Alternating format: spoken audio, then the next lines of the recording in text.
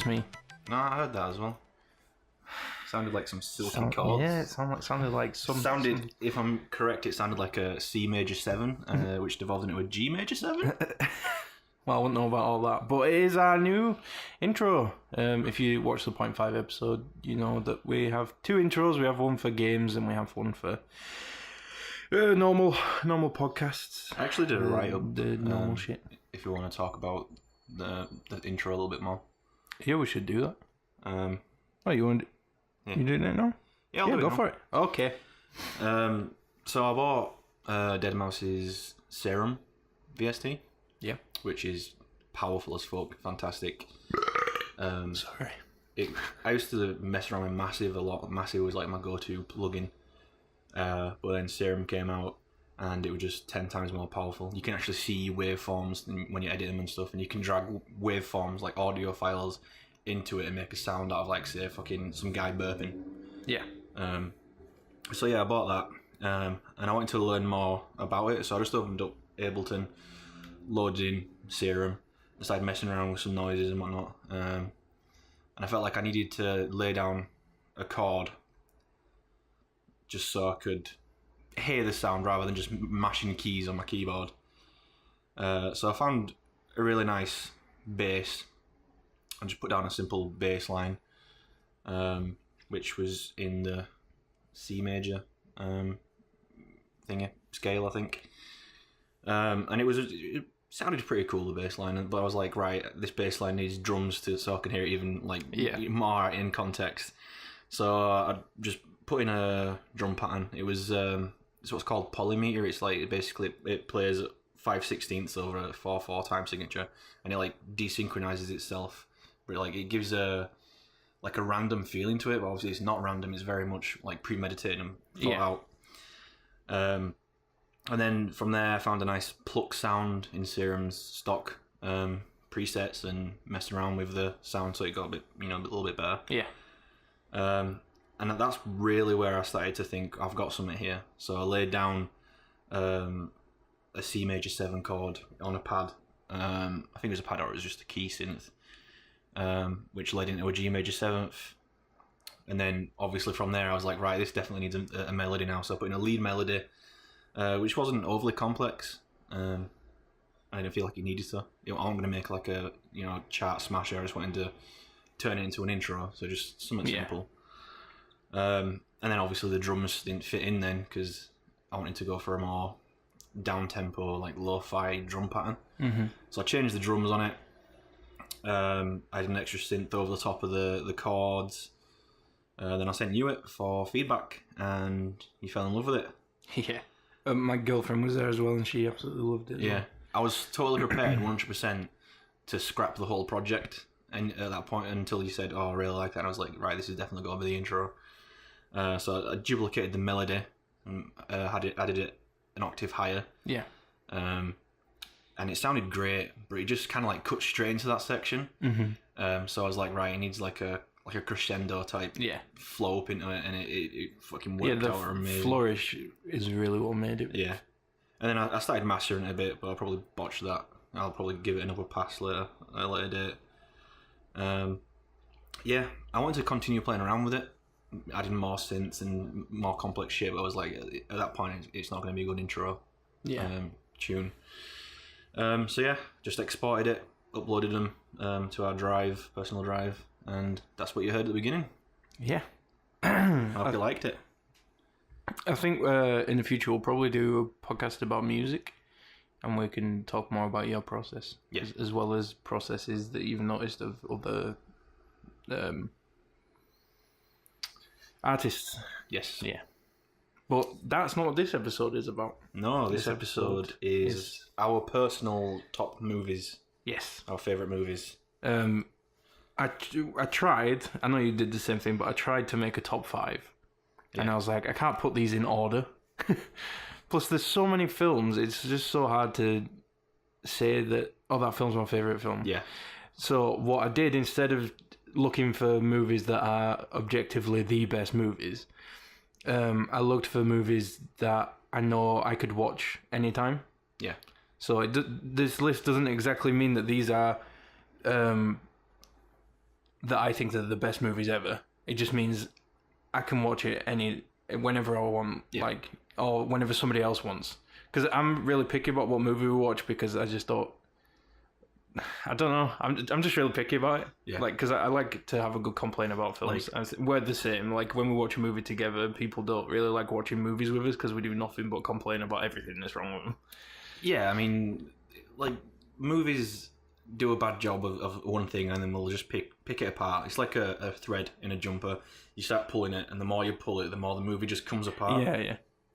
Well, that is a big part of watching a movie for me. Like, I don't enjoy watching a movie in silence. I like to pick it apart while I watch it, which is why it's so cool when we watch a film together, because we'll both do it. People think that when I pick a movie apart, it's because I'm not enjoying it, but I'll pick apart, like, parts of my favourite movie. Yeah. Like, I'll watch The Martian, and I really enjoy that movie. Yeah, that's a really good film. And I'll pick apart, you know, some of the science, like the storm at the beginning. Yeah. It wouldn't have been that harsh because obviously it's not got an atmosphere as you know, like Earth does. But yeah, people just think I hate the movie, and I'm like, no, I'm just, you know, picking some out of it. You know, it's part of my process. I enjoy a movie more when I've got shit to complain about. If it's just a objectively good movie, there's nothing really wrong with it, then sure, I can enjoy watching it, but I probably won't watch it again because I'm like, yeah, I've done that. Yeah, it's just part of my process to find a good movie.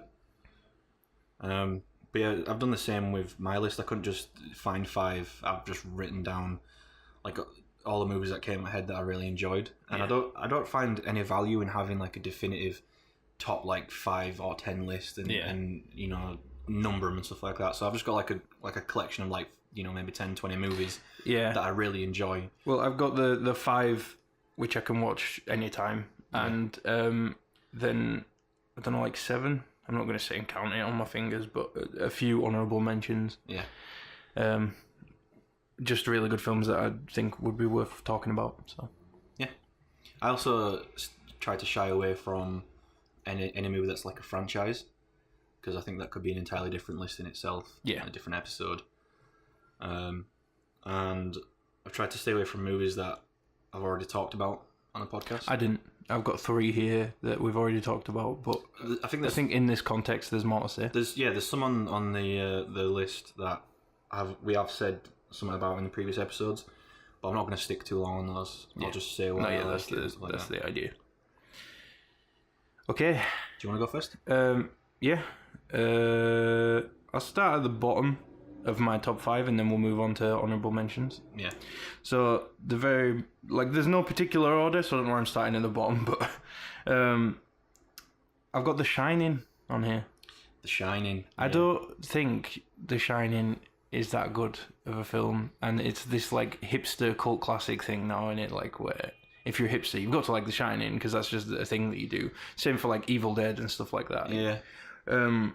But I can watch it anytime, and I think the reason for that is probably just because of Jack Nicholson. Yeah, no, he's got a really unique character in that film. Yeah, and he's a very, very good performance as well. Yeah. I think it is very. I won't say it's a masterpiece, but it's very masterful in the suspense. Yeah, I think if you watched that film alongside 90% of other films at the time, you would probably call it a masterpiece. Like there's that scene where there's like a red bouncy ball just bouncing down the stairs in slow motion. Yeah. And if that was just like, if there were not like sound on behind or anything like that, you'd be like, this is a fucking shit scene. But the music was so well written, and it was so, like such a like unsettling scene, and it was just a bouncy ball. There was that scene as well where like the hotel got flooded with like blood or something like that. Yeah. Yeah, that was really cool. I just think it's very masterful. Comes out of an elevator, doesn't it? In the suspense and stuff like it's Kubrick, isn't it, who did that? Yeah, Kubrick's very good at suspense. Mm-hmm. Yeah, it's definitely a really good movie, and I can see that being on a lot of people's top 10s and stuff. I just feel like every time I watch it, there's something that I forget. Like I think the last time I watched it, I was like really interested in that. I don't know what he was supposed to be. Like I guess he worked there. There was that black guy. Yeah. And he was just had, like really strange. Have you noticed there's like a trope of horror movies where there's always a creepy black guy that's kind of in the know about what's going on? Yeah. Like in Final Destination, I think Death appears as a black guy in a morgue who's super creepy and whatnot. I don't remember that. Final Destination was... I feel like you could compress those films into all the good bits and it'd be a 10-minute YouTube video of all the deaths. It's the okay movies in the same way that the first few Saws were okay, because it's not about the plot, it's about watching people die in, inventive, gruesome ways. Yeah, we just activated my Google thing. Did we? Yeah. I don't... It was okay, Google. Okay, didn't hear me, let's go. Yeah, it started transcribing everything you were saying, and I was like, no, stop. Yeah, I haven't watched The Shining as many times as I probably should, but I do really enjoy it. Yeah. It's that one line as well where he's hacking down the door. Everyone has quoted that in every movie ever since. Mm-hmm. Yeah. Do you want to pick one off your list? I do. I'm going to go with, like, the movie that would be... I don't have a favourite all-time movie, but if I had to choose one, it'd probably be Fight Club. Right, yeah. Yeah, we watched that recently. Yeah. I try not to watch it too many times because I might end up not liking it as much. Mm-hmm. So I try and keep it a treat. I'll watch it maybe like once or twice a year or something like that. But I love the theme of the average working class person and how their identity has been taken away, and they just basically boil down to their job role and what's in the bank account. Yeah. And I love Edward Norton in it as well. He's very good. And I like the fact that it's about not having an identity, and they like mirror that in the fact that Edward Norton's character doesn't even have a name. Yeah. He's got loads of fake names and stuff. Tyler Durden's got a name, but obviously it's not a spoiler. It came out in 1999. Yeah, no, it's fine. Tyler Durden's just a figment of his imagination. It's his split personality, and so he's fake as fuck. And I just love it. It's brilliant editing, brilliant storytelling and acting, and the atmosphere was perfect. I can't imagine what it must have been like when that film came out. Like people talking about it and work and stuff. Yeah. I wonder if every time somebody was like, "Oh, have you seen Fight Club?" they were like, "First rule of Fight Club," and just didn't talk about it. Yeah, I don't know, like how I can't like advertise it and market it. It is where it is. It does all its marketing. You can't really even explain to someone the unique draw to it because then you give away its plot. Yeah. But yeah, I really enjoyed it. I like. It's just one of those films, isn't it? You just all you can say is you just gotta watch it. Trust me, you'll enjoy it once you're done. One of my favourite scenes in it as well is where they all get told they have to go and start a fight with a random person, and Edward Norton goes into his boss's room. Yeah, his office, and just starts beating himself up. Yeah. And then he walks away like not having to go into work, and he's salaried like a shit ton of money and all that shit. Brilliant. Yeah, that was really cool. I'll let you pick another. All right, okay. I'll just keep going up from The Shining. So the next one, this is exactly why I clarified from the top of the episode that I don't think this list is good movies. Yeah. Which is The Room. Okay. I can watch that anytime, and it's because watching that film with somebody is so fun. Yeah. There's nothing more fun than putting The Room on and just picking the fuck out of it with somebody. Like that's and it opens up, by the way, beautifully with that awkward as fuck sex scene. Yeah. Where he's like plowing it in his belly button. Yeah. Oh man, I put The Room / Neil Breen films because watching a Neil Breen film is the same experience. Yeah. What was that one called that we watched? The first one of his that we watched. Fucking know, I don't remember. It was just so weird because like it opens up where he gets hit by a car. Yeah. He's in hospital. And he's got that huge face cast over one side of his face. Yeah. Then he's out of hospital. And then he's throwing laptops around. Oh, yeah. And like that scene where he's like really weak and he's trying to drink coffee over his laptop and he just gives up and throws it over it. Yeah. And he's just constantly throwing laptops on the floor and knocking them over. And like there's always a laptop, at least 5 laptops in a scene with the screen off. But that he's interacting with it, and then whenever he's feeling weak, he just starts knocking him over. He's frustrated, he'll just slam it down.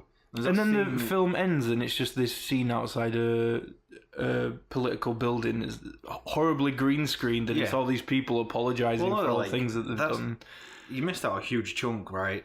First off, there's a scene where someone like hands him a salad, he takes a bite of it, and then he just throws it on his desk, and then the girl found it charming or something and laughed, and he. Like, it wasn't a salad; it was just a plate of leaves. Yeah, romaine lettuce or something. And then there's some weird like supernatural mystical power thing going on in the background, but that little cube or whatever he's got. It never reaches a conclusion, right? And then it came from a magical person in the forest. Turns out the whole time he's been hacking the most secretive and powerful governments. Yeah. And then the end scene that Connor explained is where like he's released all the information, all the government's like, you're like, well, he's got us, there's not we can fucking do. Let's admit everything. And then they shoot themselves. On live TV, one after another. Fucking hell. But it's weird because it plays out like it's all at the same time, but they're all stood in front of the same thing. Yeah. So it must be like one after another, but then they like the film's edited so that it's happening all at the same time. But as soon as one person shoots himself on live TV, you'd turn it off. You wouldn't be like, okay, next person, come on. Yeah, right, next person. You gotta get it out. You got 5 minutes to blow your brains out. Yeah. And then even if they did it like a few days apart, you'd be all like, no, you're not having a conference, mate. The last two people blew the fucking brains out. Yeah. Let me see if you've got a gun in your pants, mate. Like, don't be doing that shit. Yeah. Awful. No, it was a ridiculous film. Wasn't there a scene where he had like, this might be a different one of his films, but he had like an invisible car? I think and the way that they showed that off was like there was an FBI agent walking towards nothing, and then the scene would change, and then the car would be there, and he'd be walking towards it, but he wouldn't see it, and then it'd change scene again, and the car wouldn't be there, just because they can't do special effects, and they're trying to show us that the car's invisible. No, I think that's a different movie that I haven't seen of his. Oh, right. It must be one to watch with. There was that scene where his like girlfriend got kidnapped, and and he phases through the door. Well, before that, the kidnapper drops a little piece of paper that has his location on it. He finds the fucking paper, and then he's all like, "Oh, I know where he is now." And he's like locked up in this like it's like one of those little trailers for horses or something like that. No, it's more. It looks like it's on a Hollywood lot, so it's like a celebrity trailer. I don't know where it is, but then he like phases through the dog, grabs her by the arm and phases back through, and she never questions he's like, I need you to put your blindfold back on, but just trust me, like, I can't show you that, I'm just gonna phase you through the door. Fucking Neil Breen. Yeah. And obviously the Room, everybody knows the Room, everybody knows what's hilarious about that, we don't need to repeat it, but no. It's such a fun time. Fucking brilliant time. Okay, I'll let you pick the next one. I'll just pick a random one. The Usual Suspects. I haven't seen this.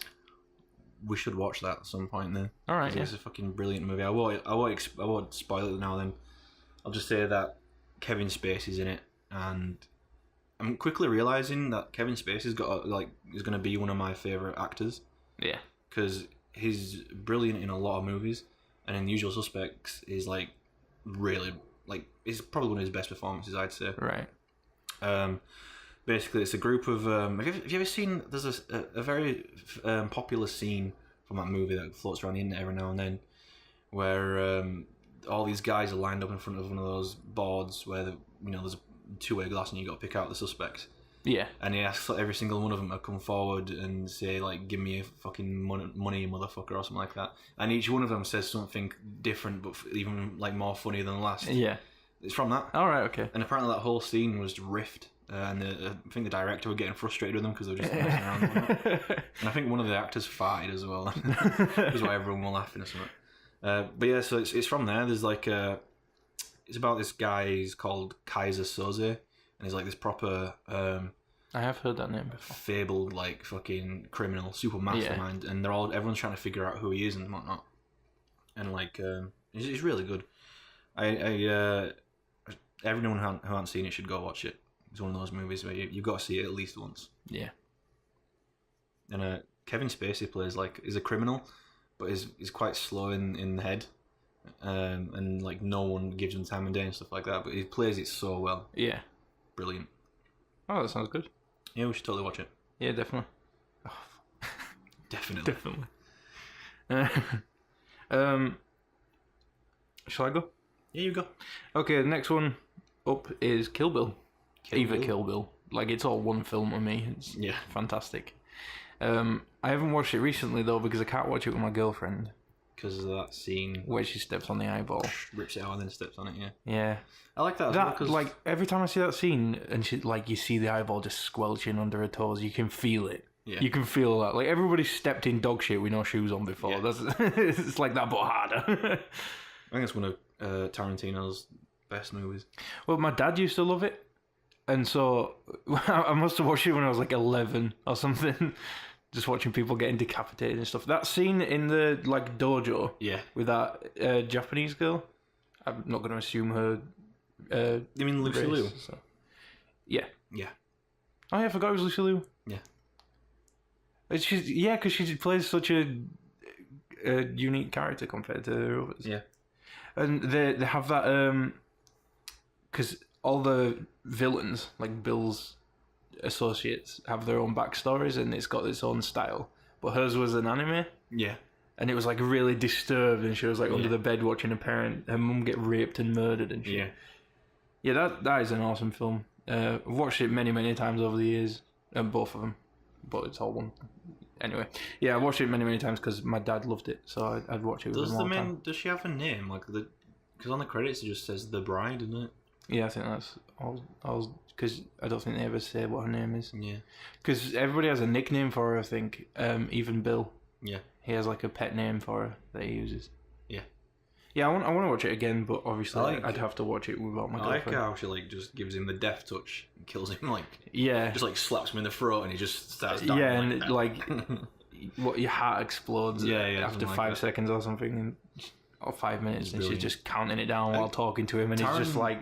Okay, I'm fucked. I'll just talk to you. I think Tarantino's really good at taking like the campy story elements from many different movies and like making it really interesting and fun to watch.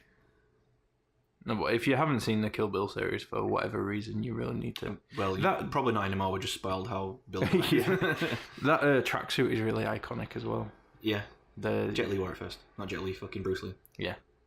Jet Li's not even called Jet Li. I forgot his name. I feel like it's probably iconic in different ways to different people. Like certain people see somebody in that tracksuit and go, "Oh, Bruce Lee." Yeah. But when I see it, I think Kill Bill. When I see it, I'm like, "Oh, Hanzo." Oh yeah, he's got one, hasn't he? Yeah. That's cool.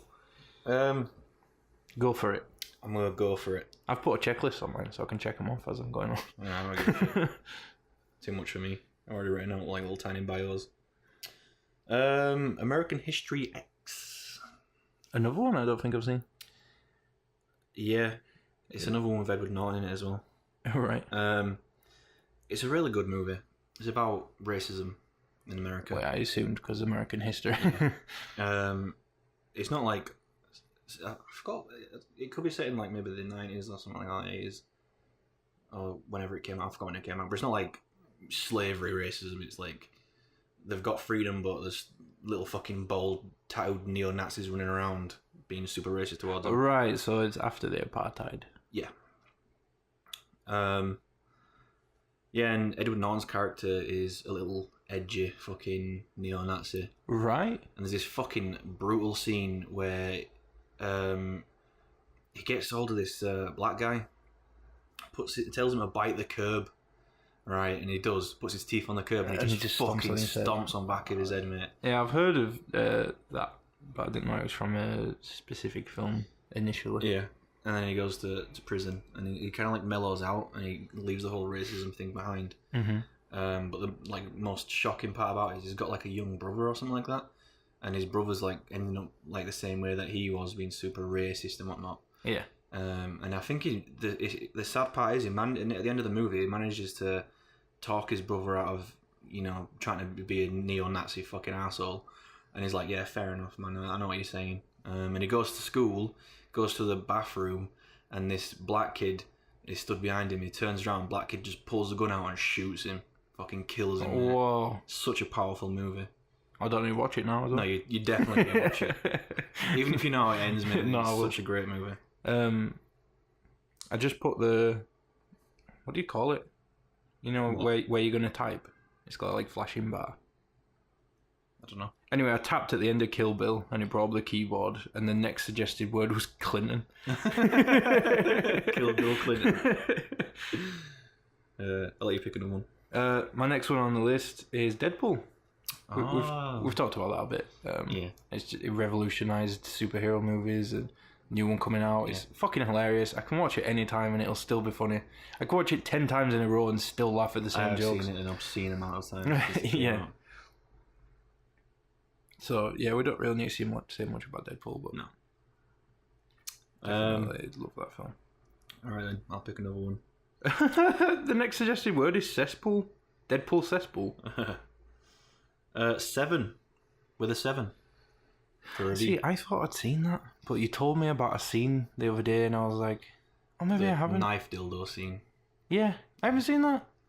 No way. I was sure I'd seen it because I wrote a essay in college about titles sequences. Yeah. Because that's what I thought I wanted to do for some reason. I got into video editing. Daredevil came out on Netflix, and the title sequence on Daredevil is awesome. I really love that. Yeah. And so I was like, oh, I'm going to do that. So I wrote an essay about title sequences, which completely killed the magic for me. I just didn't want to do them anymore after that. But 7 was one of the ones I talked about because that's like a really iconic title sequence. Stranger Things, by the way, is my favourite title sequence in recent years. Yeah, that's really good. It's so simple, but like it really drives home the atmosphere from the beginning. Yeah, definitely. But yeah, 7 again is probably Kevin Spacey's like one of his greatest roles. And what I really loved about it as well is I didn't watch it when it came out. I was far too young for it, but he told the director and all that not to put his name on, don't credit him because you only find out that he's the killer halfway through. All right. Or like more than halfway through or something like that, and he wanted it all to be. He wanted to be a surprise for everyone, so he left out his. He basically gave up his credit rights just so that everyone was pleasantly surprised when it turned out to be him. Because he said was like if people looked at the credits before they saw the movie and saw that Kevin Spacey was in it, but he wasn't in it in like the first 20 minutes or half an hour, they know that he's going to be the killer. Yeah. So he was just all like, don't put my name on the credits at all. Wow, that's really cool. Yeah. His character didn't even have a name either. He's just called John Doe.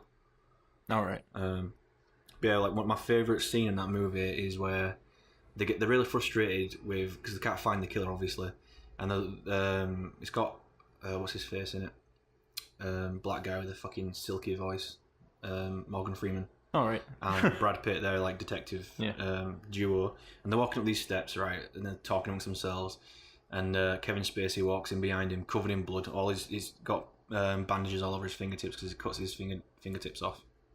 So he got fingerprints, and he's like detective, and they ignore him because like obviously they're talking to themselves, and then he just screams at the top of his lungs, "Detective!" And then he turns around, and he's fucking just covered in blood and shit, and he's all like, "Get down, you motherfucker, get down!"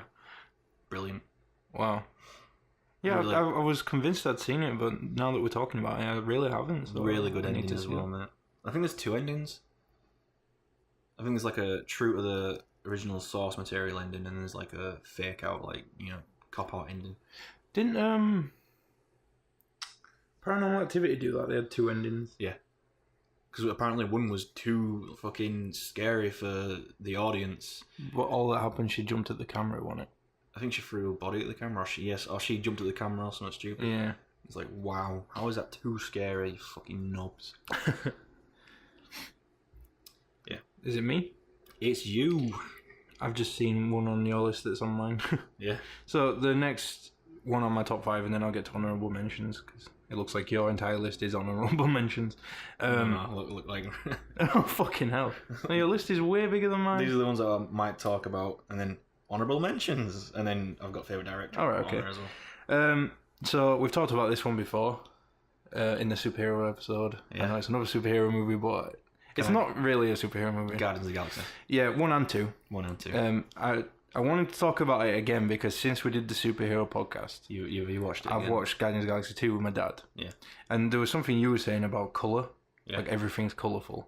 Yeah. And as I was watching it, I was like realising how true that was because it was in like Blu-ray quality and like cinema's cool and all, but you can't get the same colour. Yeah. Like, a projector will never give out as much colour as... Probably, if you go see it at the IMAX, I bet it's brilliant. Yeah.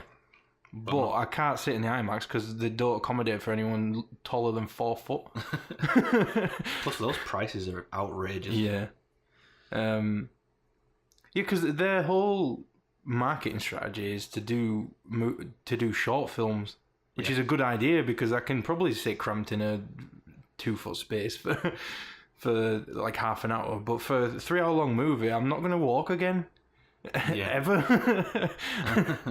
I can't do that. Maybe there's better IMAXs somewhere, but the one that we've got is absolute shit. Isn't there a cinema where like they don't have traditional rows of seats? It's like couches and tables. Yeah, and you can order pizza and shit. Yeah. I think that's in Leeds.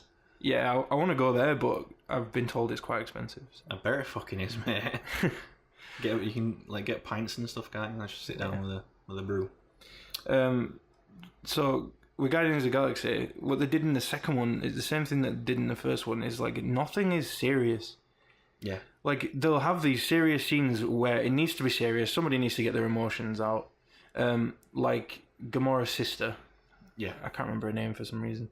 Nebula or something. Yeah, Nebula is talking to the... I can't remember this guy's name either. You know the goofy guy that's like Michael Rooker's... Yeah. Yondu's second... We'll just call him Jim. Yeah, left-hand man. He's talking to Nebula. And he's like, oh, what are you going to do with all the money that we're getting? She's talking about like, oh, I'm going to hunt down my sister and hunt down Thanos and I'm going to get revenge for everything they've done to me and stuff. And, well, that was an important scene because we need to know what her intentions are. We need to know, like, what she's thinking and where she's at emotionally and everything. But then that doesn't fit in the film because it's a happy film. It's a good time. Yeah. And you don't just ruin a good time by getting serious for like 10 minutes in the middle of this beautiful, colourful like romp. So they had to say that to this goofy guy who was just like, oh, okay then. I like how, because it was a movie that you know is not going to be super dark and whatnot, like when she said it, you knew that she's going to make it with her sister, but you didn't care that, you know, you'd already figured it out. You just wanted to see how they do it. Like, yeah, exactly. You just wanted to see it resolve. And in the first one, the main villain is a joke, like we said in the superhero episode. That's really cool about that it just humanizes everyone. There's not this all-powerful being that everyone fears. Like, he is powerful, but he's also just a pouty little kid. And then there's a villain in the second one, not the main villain, but there's this like entire race of genetically perfect golden beings that are... Look how genetically perfect, because the main woman's bog-eyed as fuck. That's true. Yeah, because they have that scene where the camera's right close to her when she's in like the arcade machine thing. It unsettles me. But yeah, they're like this superpower. They have a lot of money, a lot of influence, and like the Guardians should fear them, like because they've put themselves out to be feared. That's their whole thing, is that people fear them, they respect them. But the Guardians, like Rocket's like, oh, I'm just going to steal a few batteries from these fuckers. I don't give a fuck what happens. Obviously, they're going to go after him. Drax is a lot funnier in the second one than in the first one. In the first one, I didn't really like him. It was a bit cringy, but in the second one, they really played it well. I think it's probably maybe because it was like, I don't think Batista had done many acting roles before that. Yeah. It was just still fresh to it. Yeah. But yeah, maybe they wrote more like better stuff for him and he got a bit better acting. But yeah, these golden people are a joke as well. They're an entire race of people who are used to getting what they want and not getting it and just sulking about it. And they're this superpower, but they don't even go out and fight. They have these arcade machines that they all sit in and try and get the high score, fucking up their enemies and stuff. It's just really cool. One of the best opening scenes in recent memory as well. That is really cool. I follow the director James Gunn. Yeah. I think that's his name? James Gunn. Yeah. On Facebook. Yeah. So every now and then he'll be bored and he'll go live and he'll do a Q&A with people and stuff. Or he's doing this thing at the moment where now that the Blu-ray's out, he's posting his storyboard illustrations, which are these awful like pencil scribbles with some notes, and he's like, okay, try and find a screenshot from the movie that is this storyboard clip, which is really fun. But so I got loads of trivia about the films from that, and that first scene was all done by a different company, who were just a CGI based company, and they were given that scene to do. And if I remember correctly, it took them so long to do that scene that from start to finish it was the same length as everything else that was going on with the rest of the film. Like all the other filming and CGI and stuff. Yeah. Like they spent that exact same amount of time making just that intro scene, just making it perfect. Yeah. You can tell as well because it was really good. Yeah, it's awesome. Anyway, enough on that. You who sent me, some guy tried to, intimidated like some Marvel executive and tried getting some information out of James Gunn, and he like proper played him. Yeah, I remember that. Yeah, he had a fake Twitter account for another, like somebody who worked in Marvel or something. Yeah. And James Gunn was just playing along, and he was like, "Oh, it's been a while. I ain't seen you for ages." And yeah, and it was like super vague. It was all like, "So how far are we on that thing?" And he's all like, "Oh, you mean when we decided to do this and that?" Yeah, and yeah. Like, well, you should know. It was hilarious. Yeah, that was really cool. Okay, your turn. Back to me, yeah. Sunshine. Oh yeah, I know you love that film. It's not a film that has like captured science perfectly. Like I've said before, there's a scene where this guy gets sucked out into the vacuum of space and he freezes within like 30 seconds. Yeah. Which wouldn't happen because there's no airflow. You can't conduct the heat and stuff like that as well. And so it'd probably take hours and hours and hours for your body to actually freeze. But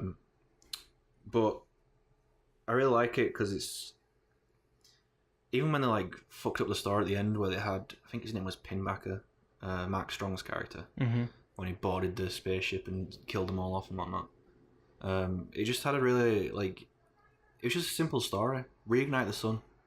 Yeah. And that was it basically. And all the characters were really good. Kaneda was awesome. R.I.P. Kaneda. Yeah.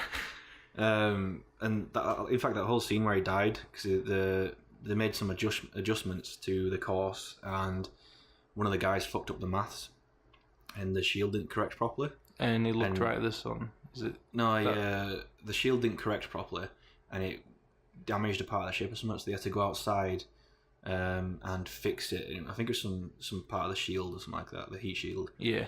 And as it was still correcting its position, the shield.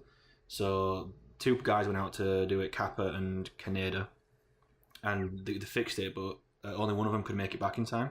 So obviously Kaneda, being the captain, made sure Kappa was the one that survived. Mm-hmm. And there was an awesome scene where the sun was just getting closer because it was scorching the fucking the shield, and the fucking big firewall was getting closer and closer to Kaneda, and he just turns around to look at it, and I forgot his name, but he's like the psychology guy on the ship, and he was just talking to Kaneda. He was like, "Kaneda, what do you see? What do you see?" Because he's fascinated with the sun in it, and then he just obviously dies. And that, I remember. The theme song that plays then is called Sunshine, Adagio for strings or something like that in D minor by John Murphy, I think his name is. That was like just the most perfect song to play in that moment. That's one of your favourite soundtracks, isn't it? I love it. From Sunshine. I love it so much. I am done with my top 5. All that's left is honourable mentions, so I'll let you get through your top few, and then we'll go to honourables. All of those apart from... we'll do these two together. Whiplash. That's on my honourable mentions, so let's talk about Whiplash. I've only seen it once, but it left such an impression on me. I've seen it like twice. I need to watch it again. I'm trying to convince Candice that it's a good idea to watch it, because I want to watch it with her. I think it's really good. It's just such a... Because I've said before, I really like films that explore psychology. Yeah. And it just explores putting this guy under so much pressure. Yeah, well, most people, I'm assuming, have had like a talent or a dream that they've worked really hard to get to. Maybe not as hard as how he worked, because his fingers literally bled. Yeah, that was crazy. But it's relatable. Like, everyone wants to be the best at something. I assume. I'm sure there's some dickheads out there that are happy just being pond life. And it's just a really nice movie where it showcases the madness of trying to achieve perfection. Mm-hmm. It's like The Black Swan, which I haven't seen, but it's the same sort of story. She's trying to be like the most perfect ballet dancer or something. I've seen it. It didn't leave much of an impression on me. I don't know. It was. I feel like if I watched it, because I was really young when I watched it, and I didn't really appreciate it for what it was. Remember is that Les scene. I don't remember the lesbian scene being as big a deal as everybody said. It probably wasn't. Being our people are now. Yeah. So yeah, constantly pushing yourself towards greatness can be very dangerous, and it highlights that perfectly. And I read somewhere that Miles Teller, I think he filmed Divergent before that. Yeah, and he was thinking of quitting. Yeah, he was thinking acting. of quitting acting or something like that, because the Divergent were just soul crushing. It sucked all the joy out of acting for him, and then he landed a role in this, and he just revitalized him. Mm-hmm. Also, J.K. Simmons is a fucking phenomenal actor. Although, right, I can't ever. I know I can see him as the guy in what's his name? What, you mean J.J. Jameson? Yeah, J.J. Jameson. Is whenever I see him, it's not that for me. It should be because I watch Spider-Man a lot. But whenever I see him and he speaks, all I can hear is Tenzin from The Legend of Korra now. Yeah. Because I've seen it so many times. Yeah, I always forget that was him. But yeah, really great movie. And then Memento. Oh, that's the next one on my list. Like literally right below Whiplash. Same. Whiplash, Memento. I don't know. It's a very clever movie. Like, I wouldn't say it's the smartest movie that's ever been made. Right, it's definitely up there. Mm-hmm. Because like it's filmed. It starts off with a conclusion, because I forgot the guy's name, the actor, but he's got like a 24-hour amnesia. And the movie starts because his wife got killed by someone and he got hit on the head. Yeah. Which started his amnesia, and he wants to find the guy, obviously kill him for killing his wife. Yeah. Which is relatable. And then it starts off where he's found the guy and he's killed him. Yeah. The last scene of the movie is the first scene. I think the beautiful thing about the way this script was written, or the way the movie is put together, is the emphasis on it's the journey, not the destination. Because you know how it's going to end, but you still want to know how it got there. Yeah. And that's what keeps you watching. Yeah, well, like, it starts with the conclusion. And anyone that watches that will be like, well, we know what happens now. Why the fuck would we want to watch this? There's nothing left to be surprised about. Like, as the scene goes back and back and back, because he's got amnesia, he's forgotten about someone double-crossing him, so we didn't obviously know about that. And it's really clever. I really enjoyed Memento. And it was directed by Christopher Nolan. Yeah. Christopher Nolan. And it was based off of a short story that his brother wrote, I think. All right. Yeah. Didn't know. I also had Inception on this list. I didn't put it on here. I remember when I first saw it, I was like, oh, it's the best movie ever. Oh my God, just like jacking off in my room. I never thought it was the best movie ever, but I really enjoyed it, and I still enjoy it to this day. And I do enjoy it. I don't think I could watch it anytime. I'd have to be in a specific mood. Yeah. Like really chill and just be like, okay, let's go. I can watch it anytime, but like I like music more than you do. So, and for me, the soundtrack. Well, yeah, I would rather load up the soundtrack and just listen to that for the full length of the movie than watch the movie. That sound. There are some really cool scenes, like when the hotel starts spinning. Yeah, and they're all just like in semi-zero gravity. That's crazy. I really like Nolan Christopher Nolan, because he keeps things like grounded in reality, and he likes exploring the brain a lot. Yeah, which is one of my favorite things. Yeah, because like we obviously can't explore space right now because we're not advanced enough. We can't explore the world because it's already been explored. Fuck the ocean. The last thing that we can explore is the brain, and I really enjoy seeing movies about that, about what the brain can do and stuff. Like Split. Split was a really cool exploration into split personalities until they fucked it up. Yeah. Yeah, I liked half of that film. I liked it basically, half of the movie. Like, if you could take away all the parts where we were talking about this beast was coming, right? And obviously that part where it showed up, and just had him being a fucking psycho, with all the split personalities, kidnapping those girls and whatnot. That'd be a brilliant. If the beast wasn't a real thing, I would love to see what Christopher Nolan would have done with that script. Yeah, exactly. Yeah, what a shame. We can go Because just into- all somebody had to tell me was it's a guy with 20 odd split personalities, and I was like, I want to see that. That sounds Yeah. fucking awesome. I like exploring human nature. Plus, I'm pretty sure we never saw all, like, we didn't even see 10, never mind 20 odd. Yeah. Yeah, human nature and, like, the depths of human depravity. I think that's, like, the closest we can get to, like, being truly terrified. Fuck all these, like, monsters in your closet and shit. Yeah, and jump scares. I want to and see fucking... more about how fucked up the brain can make a human. Yeah. We can go on to the honourable mentions now, if you want. Yeah, okay. Shall I go since you took the reins? Yes. So this one I really want to talk about. I don't think I've talked about it with you yet, but I remember you told me I should watch it, and now that I've watched it, I'm like, how did I go my whole life without seeing it? Okay. I saw it while I was on holiday in France, visiting my girlfriend's family. Yeah. It's One Flew Over the Cuckoo's Nest. Yeah. So It's on there as well. on my list as well. I saw it in French, so I really want to see it again because I feel like there's a lot of emotion that I wasn't getting from it. Yeah. Just like reading subtitles and stuff. Because when you're reading a book, because it was basically like reading a book with pictures, the book will describe people's emotions and stuff like that. So I don't know. I feel like because they were speaking another language, I just wasn't getting the the full impact. Yeah, of it. exactly. So while I thought it was a really good film, I think I'll see why it's such a classic if I watch it in my own language. Because one thing that I noticed was after watching the film, everybody had opinions about the characters that I didn't develop the same way that they did. Because like, is it Miss Ratchet? Yeah. Everyone was like, "Oh, what a bitch! What an absolute cunt! I can't believe she's such a horrible. She's the worst villain in any film ever." And I was like, I don't know. It's not like she meant for him to die. Like, I think it's Ratched, like with a D. Yeah. But like, you know, Americans are with a D's Well, and I was T's. watching it in French and they were like, Miss Ratchet. That's a really good movie for themes as well. Like, all the women in that movie are all like fucking castrating demons and shit. Yeah. Like the chief tells a story about how his mother drove his father to like alcoholism, and his father was a very large man, and she basically turned him into a tiny guy. Mm-hmm. And obviously the very real like what is it called, electroshock therapy that they give the guys, and they end up turning them into fucking little bitches. Mm-hmm. A very good theme. I really like that.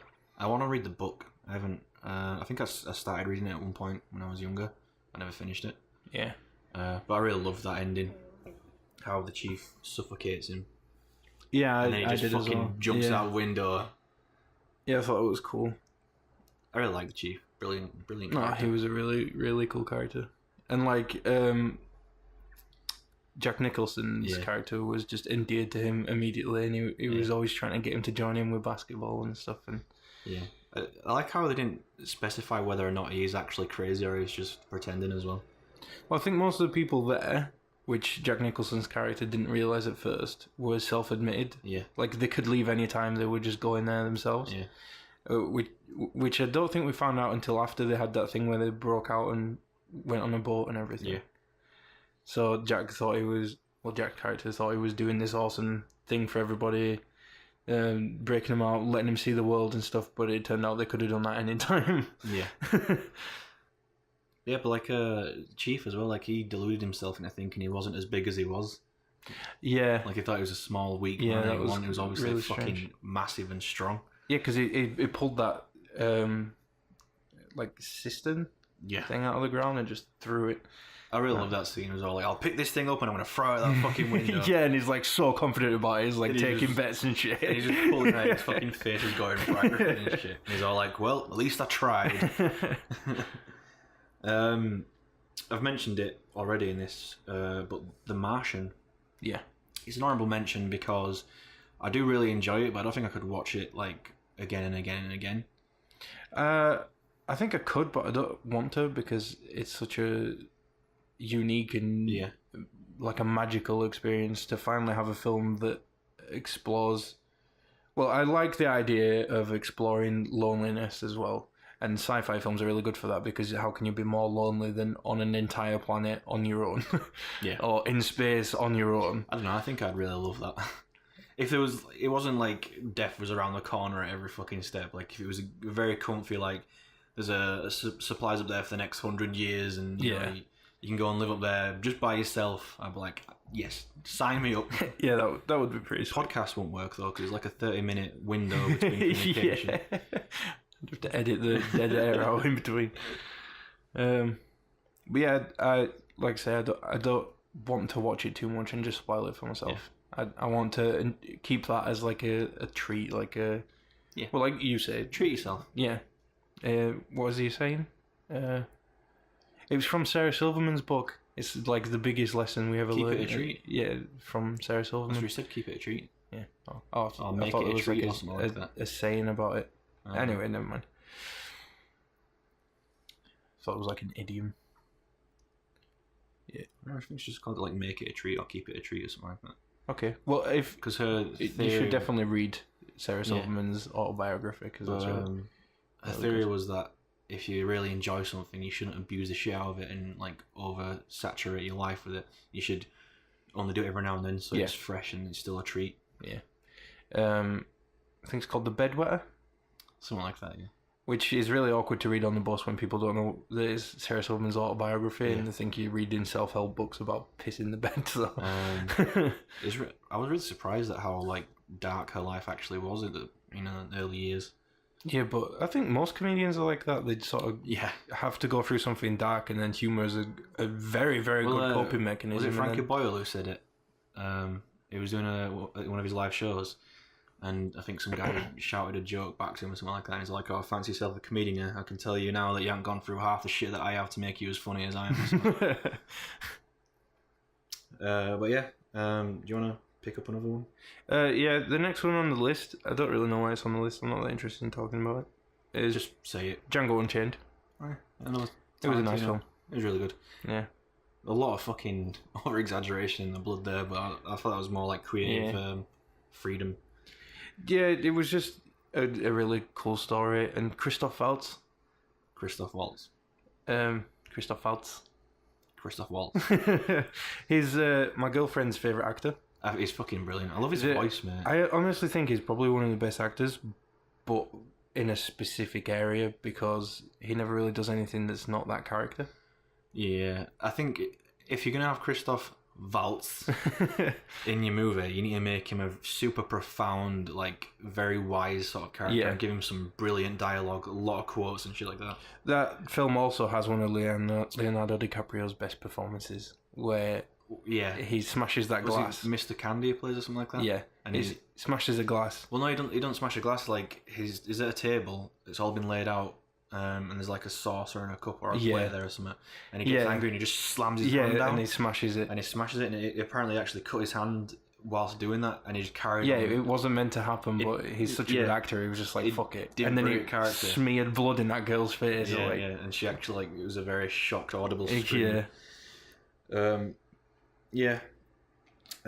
next one. Hang on. Because we talked about Christoph Waltz, I'm just going to go straight on to the next one on my list, which is Inglourious Basterds. Is that on yours as well? No, but I was going to say something about it, but I was like, you know what, he's probably got that on there. No, he's fantastic in that. Just that whole first scene where he goes to that like farmhouse and he's looking for Jews and they're under the floorboards. That's my favourite performance by him. There's another film that he did, which isn't the next thing on my list, but it's next to Inglourious Basterds, because I just have to talk about Christoph Waltz until we're done. It's called Big Eyes, and I know you haven't seen this. No. It's a film about a real story about a female artist a long time ago, like maybe 60s, who had her own unique portrait style where she'd draw people with really big eyes. Oh, yeah. I guess it's like the 60s version of the Moe trend. But yeah, she got really famous for this. Well, no, she didn't, because nobody would take her seriously, basically. Yeah. They were trying to get her work noticed.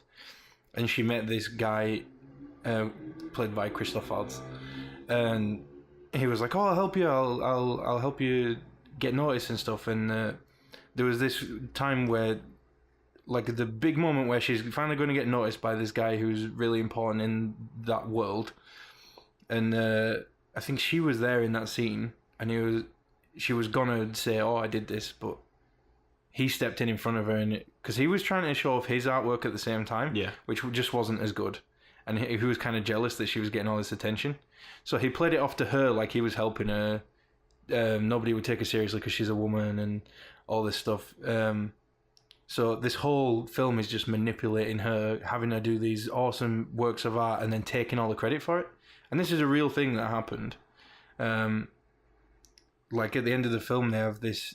I think it's real footage of the how the story actually concluded with like the court case, and like she's still alive. She's really old, and he's still alive as well, but he's just grumpy and malicious and lives alone. As you would be. And somebody's beating wooden planks outside. Yeah. What the fuck? That is the mic's gonna pick that up. Maybe. I'm trying to look at the waveform. What an arsehole. It's probably there's this group of Polish guys that go around raiding bins, and we have these huge dumpsters downside in the alleyway. Bring race into it. No, right? They are Polish. That's just the. I was just joking. Don't read it. And yeah, they like to dumpster dive in the alleyway by our apartment, so they're probably just like digging through it or something. I'd absolutely hate if one of that actually showed up on the mic. We just talked about it for no reason. Yeah. Still doing it. What an asshole. Can I pick one now? Yeah, I'm done with Christoph Waltz. I just think you should watch Big Eyes because I will. It's a really good performance by him as well. So. I will. I'll definitely watch that. Moon. Oh yeah, I love that film. Forgot about that. Sam Rockwell, mate. Yeah, he's a fantastic actor. Brilliant actor. Yeah, I really liked, again, like Loneliness. Yeah. I think Kevin Spacey voiced the robot. I don't know what it is about Kevin Spacey just showing up on my favorite movies. Yeah. I didn't even realise, like, Kevin Spacey is such, like, in the background. I'm really good at, like, recognising voices. It's almost autistic. Well, no, I don't mean that. Well, I didn't realise it was the robot, but I also just don't realise how many films Kevin Spacey is in. I want to watch House of Cards, man. I think I should watch that. I started watching it. It just requires your full attention, and I wasn't able to give it at that time. So, yeah, Loneliness, The Moon, Sam Rockwell. Go watch it. It's brilliant. Yeah, we got a really small budget as well. It's technically like an indie movie, I think. But right. It's fucking amazing. Do you want to go on your next one? My next one, I should have talked about. Well, if I was any good at segues, I would have gone Inglourious Bastards, Big Eyes, then Django Unchained. You know, the link between Christoph Waltz, and then from Django Unchained, Leonardo DiCaprio, and then from Leonardo DiCaprio, Shutter Island. Yes, I think that's on one of these. Yep, Shutter Island. There it is. Yep, really good film. That. Again, that's about psychology. I think I just like films about psychology. Yeah, psychological thrillers are kind of like my go-to. Yeah, types of story. They just generally tend to be good when they're written well. Yeah. Plus, if you put Leonardo DiCaprio in that it as well. goes for all films, I think. Is Mark Ruffalo in that? Don't he play his his partner, who's actually his psychologist or something, his therapist? Is that Mark Ruffalo?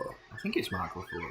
I don't think I knew who Mark Ruffalo was at this point. I'm picturing him, and all I can see is Mark Ruffalo's face. So either it is Mark Ruffalo, or the guy looks a lot like him. Yeah. Or Mark Ruffalo's done something similar that's crossing over. Maybe.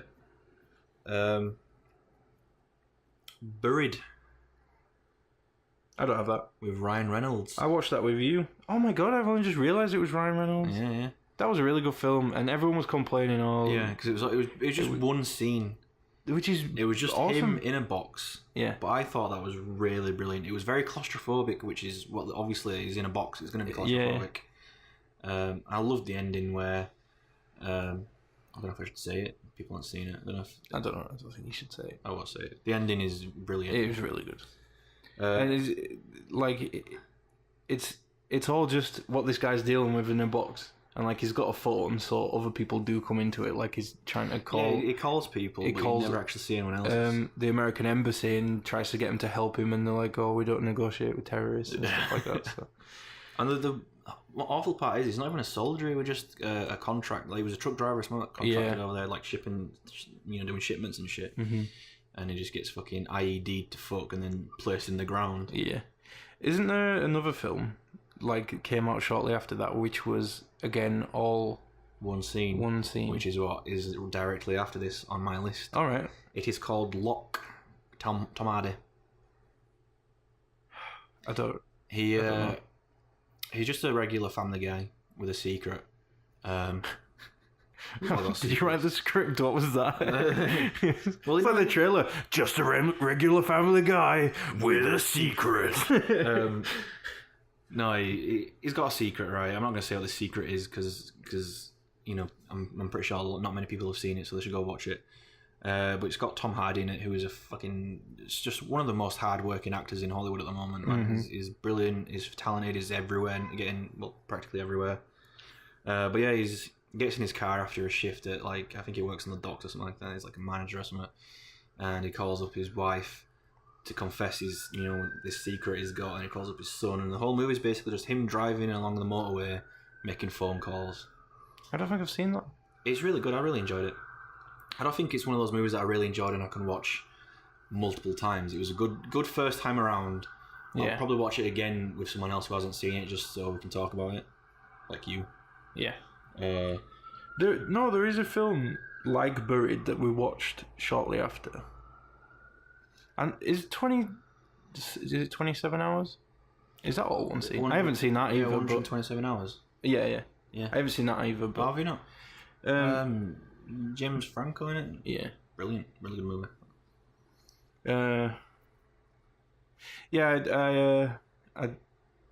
I can't remember what the film is that we watched, but it was like Buried, and I just remember thinking they clearly stole the idea from Buried and didn't do it as well. Well, it was something that actually happened, wasn't it? It was based on a true story. Oh, right. Guy actually went and got his arm cut like that and actually had to cut it off and shit. Oh, 127 hours. Are you talking about Buried? Was a real story? Oh, no, Buried. I'm pretty sure it's probably happened at some point, but 127 hours is based off of an actual story, an actual thing that happened. Yeah. One Flew Over the Cuckoo's Nest, we already talked about that. Have you got anything? Yeah, I've got 3 more. I've got a few more, so I'll let you go. Your Name.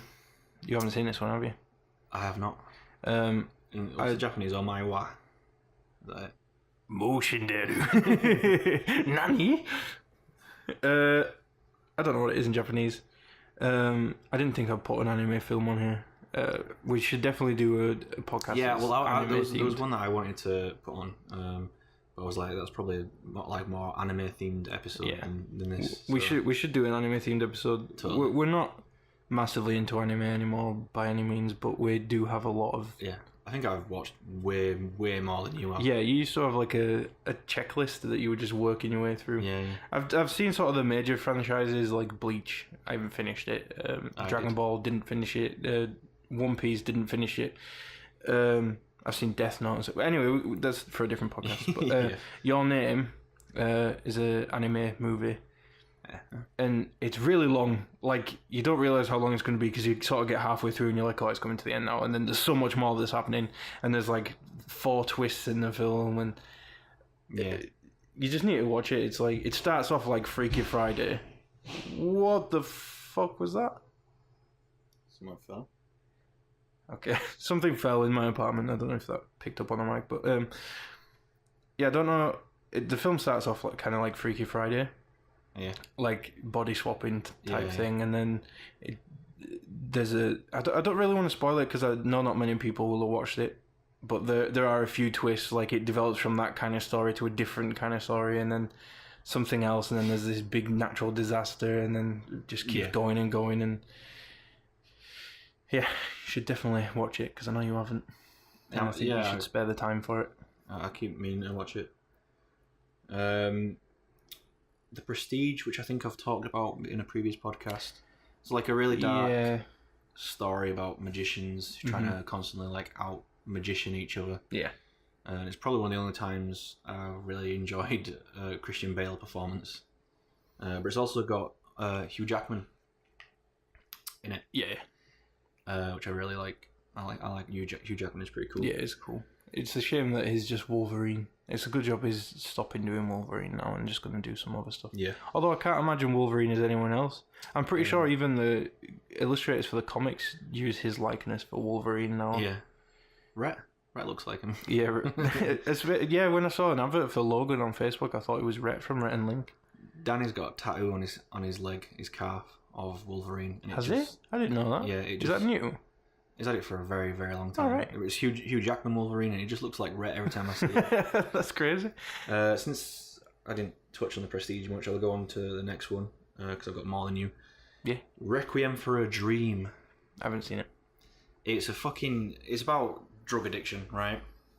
And it's really good portrayal about how we sink like to extreme depths just for that drug. Mm-hmm. And so you got the two guys, one of the Wayans brothers, I don't know which one, there's fucking 1,000 of them, and Jared Leto in it. I think it's Leo. I don't know, different people. Those two were, addicts, and then Jared Leto meets I've forgotten her name, very famous actress, and like introduces her to drugs, and like she had a really promising like career as an artist or something like that, but he like fucked her up. Meanwhile, Jared Leto's mother, I think she's getting scammed. Like she gets a letter saying, "Oh, you can go on this TV show," and she's like in love with the TV show. It's like a game show thing, and so she wants to slim down a bit to get to fit into this dress. So right, she goes to the doctor and they give her these pills, and she gets hooked on these pills because they're really bad for her, and she ends up going fucking crazy on it and stuff. But it's just a really good like portrayal of drugs and how we sink to great depths. It's really worth a watch. I've heard the name a lot of times, but I've never actually heard anything about the film. There's a really great quote by that Wayans guy who says he didn't want to be running around the streets anymore with ripped up sneakers and his nose running down to his chin. I'm like, that rolls off the tongue, so like, amazing. I'll let you go the next one. Next one is sort of going back to my original, my top 5 was just films I can watch anytime. Yeah. In fact, the last 2 are that. I don't think they're particularly amazing films, but I can watch them anytime, especially with you. Yeah. The first one of these 2 is Starship Troopers. Okay. It's just a terrible movie. No, yeah, I really love Starship Troopers. It's so... I don't think it was meant to be serious, which is what I like about it. It was a very satirical take on sci-fi movies and stuff. Yeah. But I really love it. It's awesome. Space bugs, mate. Fucking... It's just the best story ever. I have a weird story about Starship Troopers. In second year of uni, this guy came in that apparently was part of the course, but we'd never seen him before, and he stopped coming in like a week later. But he like sat down next to me, which I was like, don't do that, I'm in the corner for a reason, I want to get my work done. And then he just sort of like, he did that like cinema yawn, where you throw your arms up and yawn. Yeah. He didn't put his arm around me at the end of it, but it was like really dramatic yawn, and I was like, what the fuck are you doing? And he was just like, oh, I'm so tired, I was up till like 4 o'clock in the morning last night just binging Starship Troopers, and I was like, okay, is that something you brag about? Is that what is wrong with you? I didn't actually say that. I was like, oh, okay, cool. I've seen the first one. It's funny. There's loads of them, and they stopped doing live action ones at some point. They started doing CGI ones, but really the only one worth watching is the first one. Yeah, but after that, I was like, okay, I've seen the first one. It's pretty funny. Neil Patrick Harris is in that, by the way. Yeah, I know, I remember. But I don't think he's a good film. And he was like, oh, they're amazing. They're all amazing. I love them all. And I was like, okay. And then, I don't know if it was like something to do with Star Wars or Game of Thrones or something like that. Some like pop culture geek thing. And he was like, oh, have you seen so-and-so? And I was like, no, not yet. I'm going to watch it soon. And he put his hand on my shoulder and just looked me dead in the eyes. And he was like, oh, you're missing out. And I'm like, I don't even know you. Why are you touching me? And you're like, can you just take the cringe down by like 20%, mate? For fuck's sake. Yep. So that's Starship Troopers. I wouldn't say it's a... I don't know. I think you're being unfair. It's a fucking phenomenal movie. I love it. I could watch that any time. I think what I find endearing about it is that it knows it's ridiculous and it doesn't take itself seriously. It's satirical. That's what I like about it. V for Vendetta. I like it. I don't like the whole fucking super edgy anonymous fucking stigma that's got attached to it over the years. But I really like it. It probably like plays into my anti-authoritative fucking thing that I've got. I hate being told what to do, and I think I probably would enjoy it more if that whole anonymous thing didn't happen, because now whenever he's on screen, I'm just sort of cringing a little bit. He has the best introduction speech ever. Yeah. I memorised it all. Oh yeah, I remember that for Halloween because I went as him. Yeah, this was before that whole anonymous thing happened. Yeah. So it was totally cool and I've normal for you to go to Halloween dressed as him. I still got that mask. I don't want to throw it away because it's it's from V for Vendetta. Yeah. But like every time I look at it, I'm like, fuck off, you cringy bastards. Yeah, I know. Is it me? Yeah, if you want. Well, no, if you want to keep going. Well, I've got like 4 more. I've only got 1 more, so go for it. Fire away. We've said Shutter Island. Prisoners. Hugh Jackman again. Yeah, I think I remember this. I watched it with you. Daughter and his friend's daughter go missing one day. Yeah. And it's got Jake Gyllenhaal in it as well. Yeah, and then Liam Neeson goes to France and. But yeah, I think it's this guy who like sleeps in an RV or something. It's a bit weird, and they end up kidnapping him and torturing him. It turns out it's not even. Yeah, I remember that. That was. It's a really good movie. I recommend people go see it. It's not. It's kind of a slow. Because you think it's justified for the whole film, and then at the end you're like, oh shit! You're like, I'd do the fucking same shit. That fucking pedo bastard. It's not even him. He was kidnapped himself, and you're like, oh fuck. Yeah. But I recommend people see that. It's a slow burn, so you don't be expecting to like be on the edge of your seat and it's a thrill ride all the way through. Catch Me If You Can.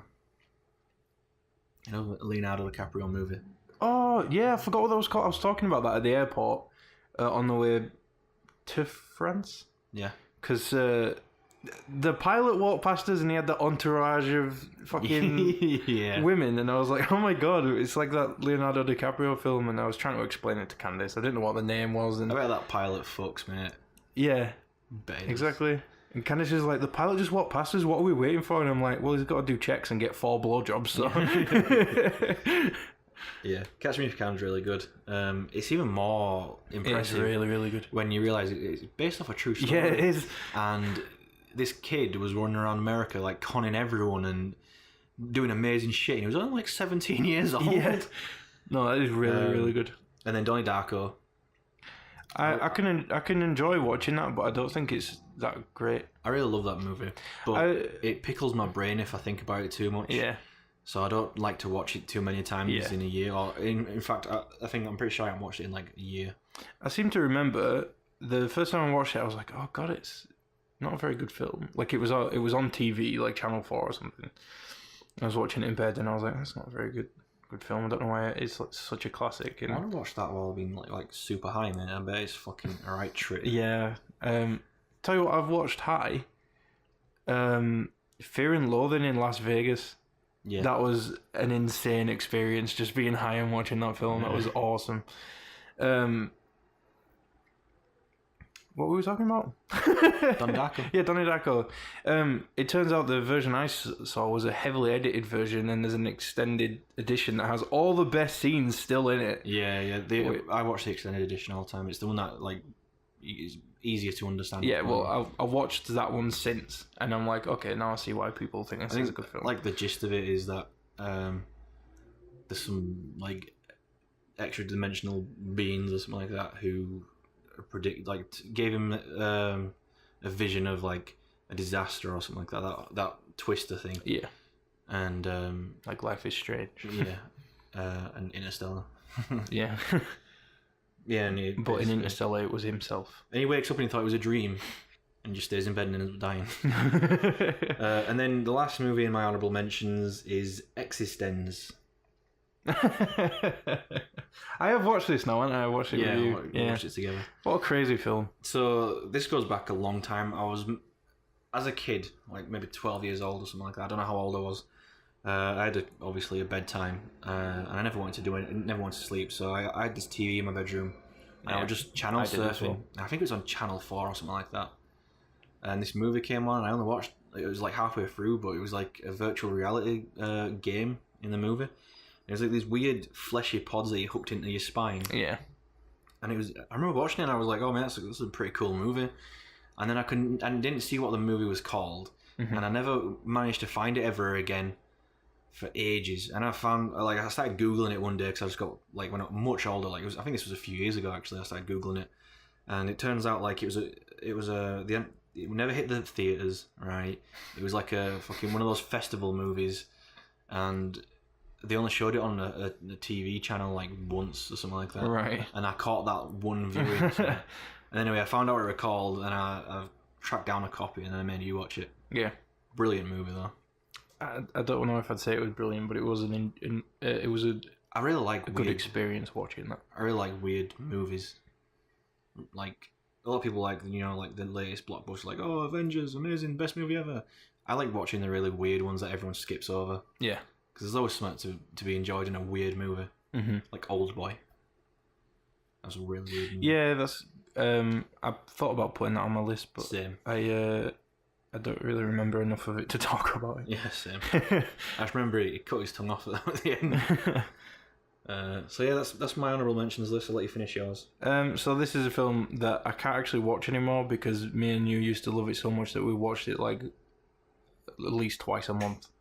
Okay. And now I just can't be arsed watching it. I've seen it that many times, but I still think it's a really good time watching the film, which is Snatch. Yeah. Yeah.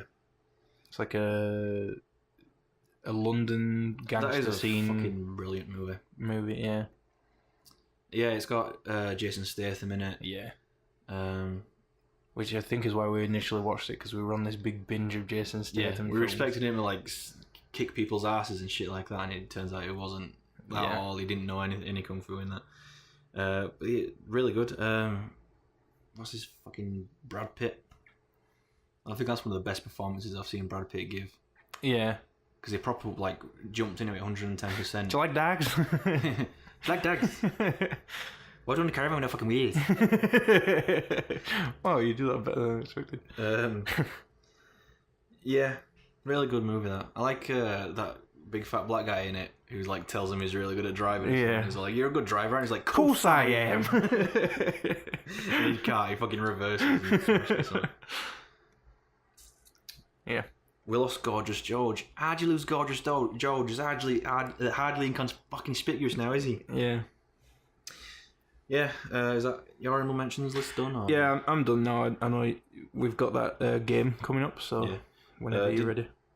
I want to talk about like a favorite director. Do you have a favorite director? James Gunn. Probably. Although I haven't seen any of the other stuff that he's done. He's done Slither, which I'm not interested in watching, and he recently did a film,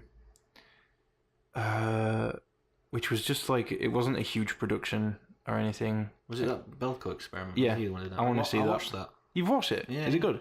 It's okay. Should I watch it?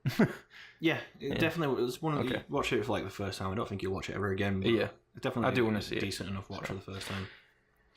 I don't know if he's my favourite director, but I do follow him on social media So- and stuff. So.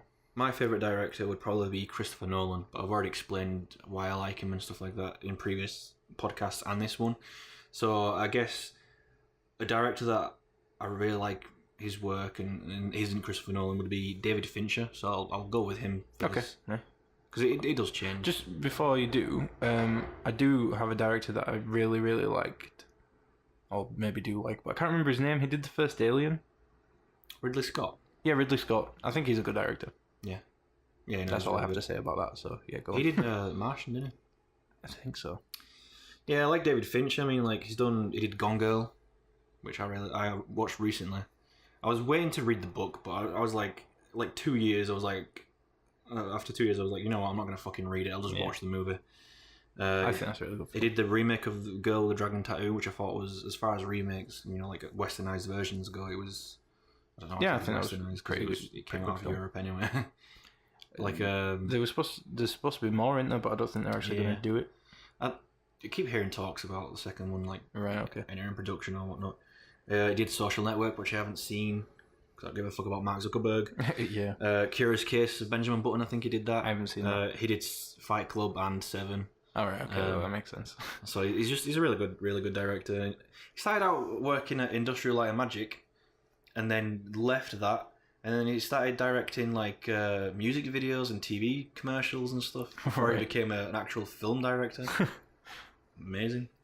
So yeah, that was my list. Some people out there can agree with what I've said, at the very least. I don't want you to take it as gospel and be like, oh, those are the best movies that have ever been made. Yeah. But at least like maybe give a few of them a watch, or I don't know, rewatch some of them. I'll definitely watch some of the ones that we were talking about that I haven't seen. Yeah. We can go on to that game now if you want. Yep. So it's time to do the game that I planned. So I'm going to use this whiteboard to keep score because this one's a bit complicated. Okay. Do you want to like cut into it? Like, no, I want to roll the intro now. Yeah. Okay. So the way this game is going to work is I've got 10 movies. Okay. Right, and I used not the IMDb top 100 because I knew if you were going to cheat, that's where the first place you would go. I used the Metacritic top 100. You should have probably used that one either. I would have gone for that. Oh well. In I think Metacritic is probably the source I would trust more, or Rotten Tomatoes. I go on Metacritic all the time and see the latest reviews and stuff. So. So I've picked 10 movies from there, and their ranking. Okay. Out of 100. Out of 100. So I'm going to read you the name of the movie, and you've got to try and guess what the ranking is. Do you have this? I mean, I know what score the movie got, like, out of 10. Did you write those down? It's all, like, the lowest is 96 and the highest is 100. Okay. So, okay, it's not much of a difference. Yeah. So your aim is to get it spot on. Okay. And I'll give you a point for every place that you are off. Yeah. So, like, say it's... I want to say a random number, but I'm scared that I've read a number off the list, and I'm just going to I'll give you a random number, okay. Like 68. Okay, and then you say 73. Yeah. Then you would have 5 points, because you have 5 positions off. Your aim is to, at the end of it, have less than 100 points. Yeah, and so then you win. It's like golf, you want the lowest score to win. Yeah, exactly. Right. The further away you are from what the actual thing is, the more points you'll have. Yeah. So you want to get under 100. Yeah. I'm really shit at maths, so do you want to get a calculator up on your phone? Yeah. Okay. Just there is. Okay. Got one. Okay, so number 1, Crouching Tiger, Hidden Dragon. That's in the top 100. That's in the top 100 on Metacritic. Really? Yeah, I've never seen it. My dad reckons I've it's seen good. it. I won't say it's great. I'd say that's pretty far down the list. I'll say 70. It's 52. 52. So you want to do 70 minus 52. Oh, is that how math works? 18. So you've got 18 points so far out of 100. 52, that's pretty cool for a Chinese movie. Yeah. It's not very likely, is it? Mm. The Godfather.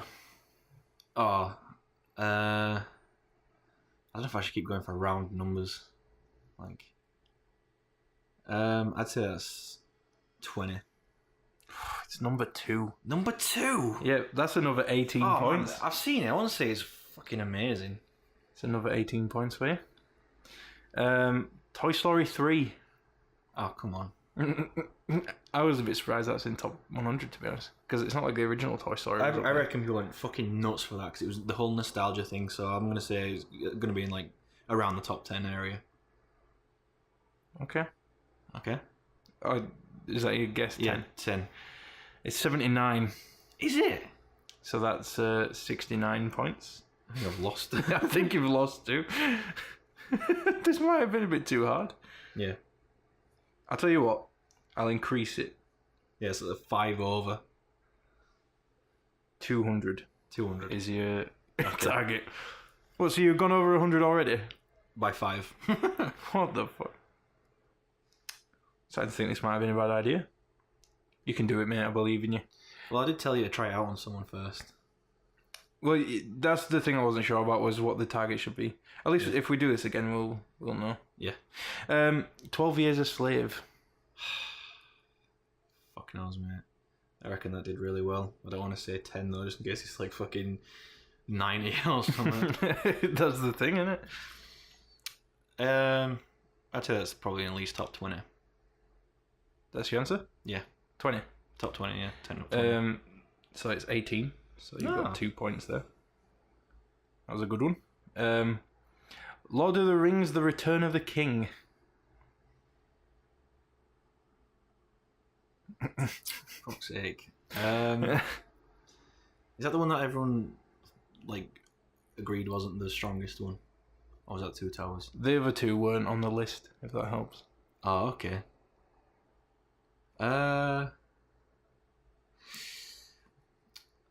Fucking I don't know, 32. It's 46. 46. Can you do the maths for me on that one? I 46 can- minus 32. Okay, yeah, 14. 14. It's not bad. It's not 69. Yeah. What a number as well. No Country for Old Men. I've never seen this, but my dad loves it. Oh, so. yeah, I think I haven't seen it, but I reckon that's got to be like, I don't know, 25. Yeah. Is it not? It's 96. 96? Yeah. So go on maths. Okay. 96 minus 25. What's that? Putting low 71. 71. I think I've gone over again, maybe. Or close to. We'll try it. Got 18 plus 18 plus 69 plus 2 plus 14 plus 71. 192. Oh. So you've got 4 more questions. Shit. I've got to get them practically spot on. Okay, Dunkirk literally just came out. So Yeah, I've not seen any difficult. reviews for it, so fucking... I've only heard what like people in real life have said about Does it. it even have enough fucking time to get in the top 100? Apparently, 80. 36. For fuck's sake. I think you've lost. Don't bother Totally doing the lost. maths. We'll just keep going. We'll do the rest of them, but Okay. I'll formulate that better if we do it again. Yes, please do. Moonlight. I've not seen Recently any won an reviews for award, that. didn't it? Yeah. It's like a... Was it... Did it win an Emmy or something stupid? I don't know. Wasn't it an Oscar? Because fucking... that musical was supposed to get it, wasn't it? La La Land. Yeah. Which was also on the list, but I didn't put it in here. So I don't know. 40. 7. 7? 7. I should watch this. Yeah, exactly. I ain't seen it either. 7? Jesus. Star Wars Episode 4. Oh, that's number 1, man. It's not. But, 9. Nope. 70. Fuck off! It was like one of the lowest scores on this list, except No Country for Old Men was like 94. Episode 4 was like 95 out of 100. Why? It's a good movie. Godfather was 100 out of 100, and I never thought anyone could say a movie is 100 out of 100. 10 out of 10, sure, Yeah. but 100 out of 100. The next one is one that you probably don't agree should even be in the top 100, Okay. which is Schindler's List. People went fucking crazy over that, and I think it's a really awful movie. It's not even... It's on the IMDb top 100, it's like top 5. Right. But on the Metacritic one, it is not. Is it like, I don't know, 50? I'll just go with 50. It's 55. Ah. Well, that game didn't turn out like I expected, but Yeah, it probably... in theory, it was a good idea because it was like, oh yeah, Ash knows movies, it can figure this out. But then when you actually get into it, you're like, how could you possibly even It's know very this? subjective. I don't believe Yeah, in, like, exactly. numbering movies is like greatest to the not greatest. Yeah. I think if we do that, something like that again, it should be like pick out of the top 100 and say like this one's in the top half and this one's in the bottom half, just so I've got more of an area. Yeah, I think that's probably a good idea. Because like, Or what I could have done is said, do you think it's higher or lower than 50? yeah, And then if you were right, then you get a point. yeah. Because like right from the bat, it could have been all like, oh, this movie, and I'm like, oh, that's clearly like 100. ends up being 1, and that's like 99 points gone right Yeah, there. exactly. Yeah. Maybe like just cut it in half. Yep. Or like maybe even quarters or something stupid. Well, I don't have anything left for this episode. It ran quite a while. We had a lot to talk about, so. Yeah. There is a creative challenge. There is. I forgot about creative challenges. Just give me a second to open the very organised podcast plan. Okay. See what I have to deal with. It's people. opening up. Well, you could have a plan. You do, it's just written by me. You never asked me to write a plan. I supply the funny jokes. The movies one. Okay, so visual. Try to create a movie poster for one of the movies that we mentioned, or your favorite movie. I think that's a really cool idea. Just movie posters is such a specific sort of sect of art. Yeah, I really like the old like 80s and 70s movie posters Yeah. where it's like hand painted. Mm-hmm. All that. Yeah. I think I've talked about Alphonse Mucha in the graphic design episode. He, like I said, he got his like fame doing promotional stuff for like coffee and things. I think he did posters for plays, which is essentially like the original movie poster, so that's pretty cool. So either one of the ones we mentioned or your personal favorite movie, but I think because a good movie is a good movie, then most people's favorite movie list will have the ones that we mentioned in it. And then for audio, I would say find inspiration from your favorite movie soundtrack, like if it's Star Wars or Inception or Jurassic Sunshine. Park. Yeah. And try and create a 30-second audio clip. Like, I won't say create a full soundtrack, but like, I don't know, make a riff or something that would fit into. I'd also like to just clarify that as style. well, like when we say make, like, you know, like a 30-second audio clip in whatever digital audio workstation you use. We don't want you to like master it so it's perfect and ready for like the radio or anything. Like Yeah. Like It you doesn't can have leave to it be a as dirty masterpiece. as you want. Like maybe just load up a simple sine wave and lay down a melody. You don't have to like go all out with it. You can just, you know, smash it out in a few minutes if you want. Yeah, exactly. Unless you really like, you know, speedy work working like that and you do master it and whatever else. Yeah. So I think that's us done for this episode. Yep. This was quite a nice one. I really love talking about movies. I'm not any kind of expert, and I have no reason for anyone to listen to my opinion of a movie and take it as gospel, but I just like having an opinion about movies. So without sounding super cringy and like, you know, just awful, I do kind of see myself as like a cinephile. Like, I really do like watching movies, and I like finding odd movies and old movies. Speaking of old movies that every cinephile should watch, Barbarella. Everyone should watch Barbarella from the 60s.